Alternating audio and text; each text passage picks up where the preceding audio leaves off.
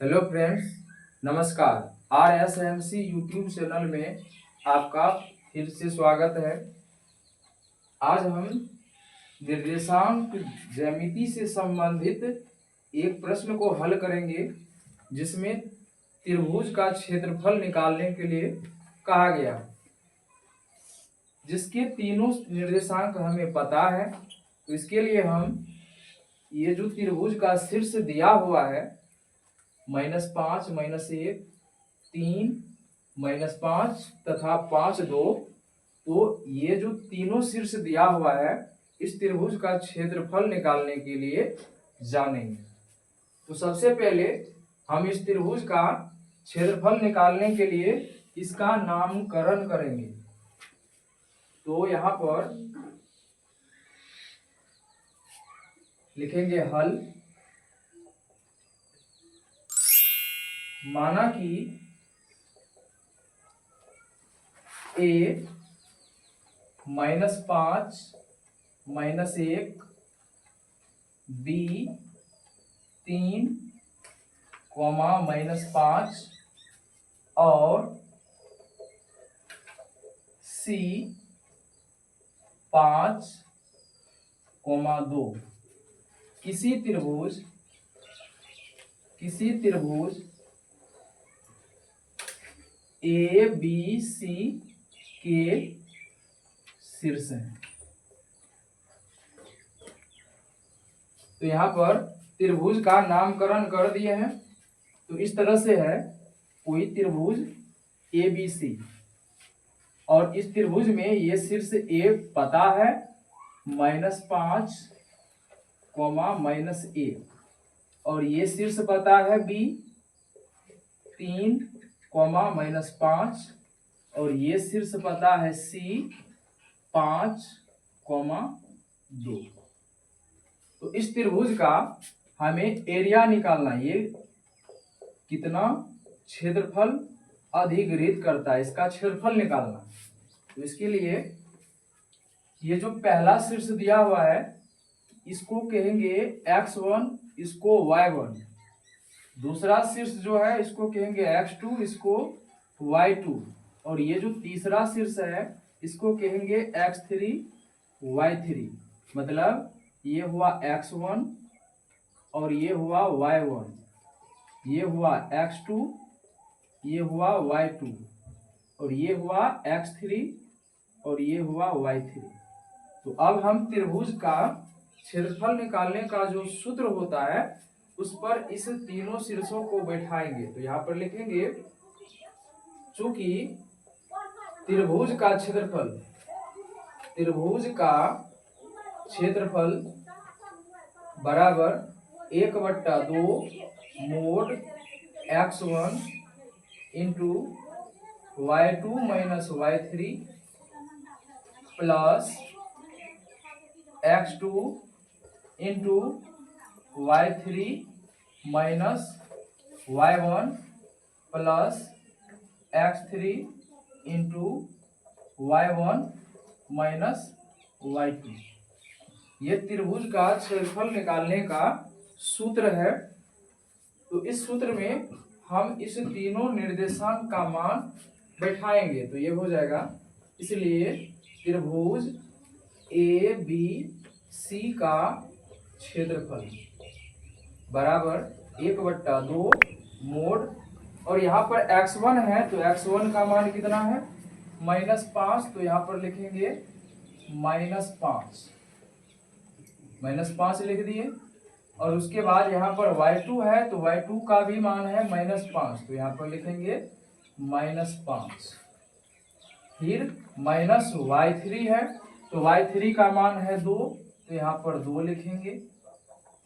उसके बाद plus x2 है तो x2 का मान है यहाँ पर 3, तो यहाँ पर 3 लिखेंगे। उसके बाद y3, तो y3 का मान है 2, तो यहाँ पर 2 लिखेंगे। माइनस y1 का मान है -1, तो यहाँ पर लिखेंगे -1। उसके बाद यहाँ पर है x3 प्लस x3 का मान है यहाँ पर 5, तो यहाँ पर लिखेंगे 5। उसके बाद y1 का मान है यहाँ पर -1, तो यहाँ पर -1 लिखेंगे। उसके बाद -y2 है, तो y2 का मान है -5, तो यहाँ पर लिखेंगे -5, और ये मोड से बंद हो जाए। अब यहाँ पर लिखेंगे 1/2 मोड -5, और यहाँ पर इसको हल करने से ये होगा -5 -2, और ये हो जाएगा +3, और ये हो जाएगा 2, और ये माइनस माइनस प्लस, फिर +5, और यहाँ पर हो जाएगा -1, और ये माइनस माइनस प्लस। तो अब यहाँ पर कोष्ठक में संक्रिया करेंगे तो ये हो जाएगा 1/2 मोड -5, और ये दोनों जुड़ जाएगा, हो जाएगा -7, फिर यहाँ पर +3, और ये दोनों जुड़ करके हो जाएगा 3, फिर +5, और ये घट करके हो जाएगा 4, और ये उसके बाद 1/2, अब इसको गुना करें तो ये हो जाएगा 35, ये हो जाएगा 9, और ये हो जाएगा 20। अब ये सबको जोड़ेंगे तो ये हो जाएगा 1/2, इसको जोड़ने से मिलेगा 0 9 9 5 14, उसके बाद 2 3 5 1 6, तो ये हो गया 64।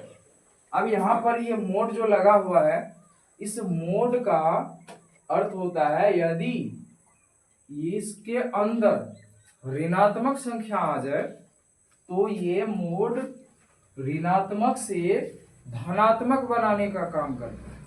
यदि ऋणात्मक संख्या इसके भीतर हो तो मोड का मतलब हुआ, यदि हम मोड हटाना चाहेंगे तो वो ऋणात्मक हो जाएगा धनात्मक, और यदि धनात्मक संख्या है तो उस पर कोई असर नहीं होता। तो यहाँ पर धनात्मक संख्या है 64, तो इस मोड का कोई यहाँ पर संक्रिया नहीं होगा, ये प्लस का प्लस ही रहेगा। और यदि इसके भीतर इस तरह से आ जाता -64, तो जैसे ही ये मोड को हटाते तो ये -64 न रह करके ये हो जाता +64, इस तरीका से मोड को हटाने के बाद।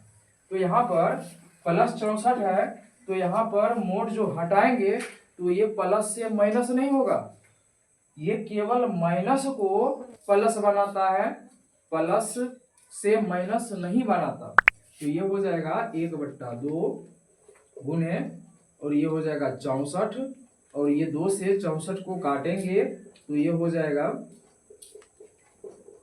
काट करके 32, और ये हो जाएगा 32। और चूंकि ये त्रिभुज का क्षेत्रफल है, और क्षेत्रफल का जो मात्रक होता है वो इकाई स्क्वायर या वर्ग इकाई में होता है, परिधि परिमाप उसका केवल इकाई होता है। और चूंकि क्षेत्रफल में लंबाई और चौड़ाई दोनों का गुणनफल होता है, इसलिए दोनों का मात्रक भी गुना होकर के इकाई या स्क्वायर या वर्ग इकाई उसको लिखा जाता है। और यदि आयतन निकालना होता तो आयतन में 3 विमाएं होती है, लंबाई चौड़ाई और ऊंचाई। तो यदि आयतन निकालते तो लंबाई का मात्रक, चौड़ाई का मात्रक और ऊंचाई का मात्रक तीनों गुणनफल होकर के वो इकाई क्यूब हो जाता है, उसी को कहते हैं घन इकाई। तो चूंकि यहाँ पर क्षेत्रफल है तो इसका मात्रक जो होगा उसका वर्ग इकाई होगा। वर्ग मात्रक या मीटर होता तो लिखते वर्ग मीटर, सेंटीमीटर होता तो वर्ग सेंटीमीटर। तो यहाँ पर कोई भी मात्रक नहीं है, ये एक संख्या है। तो यहाँ पर अगर मात्रक होता तो वो होता वर्ग, और जो मात्रक होता उतना। तो यहाँ पर कुछ नहीं है तो हम लिखेंगे वर्ग इकाई। तो ये हो गया 32 वर्ग इकाई। तो इस तरह से इस त्रिभुज का क्षेत्रफल 32 वर्ग इकाई निकल करके आया, जो तीनों शीर्ष जो इस त्रिभुज का दिया हुआ था उससे निकला है। इसी तरह यदि कोई अन्य त्रिभुज होता और उसके निर्देशांक अलग अलग होते तो इसी सूत्र पर उसको x1 y1 x2 y2 x3 y3 मान करके और इसी सूत्र पर बैठा करके निकाला जा सकता है। इसी तरह के अन्य प्रश्नों को सोच समझने के लिए, हल जानने के लिए आप मेरे YouTube चैनल को सब्सक्राइब कर सकते हैं और लाइक शेयर कमेंट कर सकते हैं। धन्यवाद।